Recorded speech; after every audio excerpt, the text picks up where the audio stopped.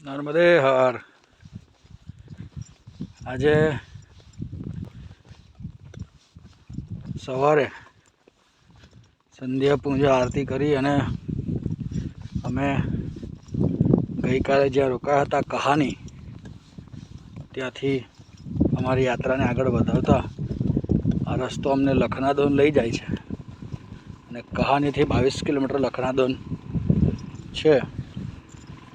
અને આ રસ્તા ઉપર અમને ઘણી બધી મૂર્તિઓ મળે છે પરિક્રમાવાસી. ગઈકાલે જ્યાં અમે રોકાયા હતા ત્યાં પણ 20 મૂર્તિ હતી, પણ ઘણા બધા સંધ્યા પૂજા આરતી કર્યા વગર નીકળી જાય છે અને ઘણા બધા સૂર્યાસ્ત પછી નીકળે છે. અમે આજે અમારી યાત્રાને આગળ વધારવા માટે 6 વાગે કહાનીથી નીકળ્યા હતા.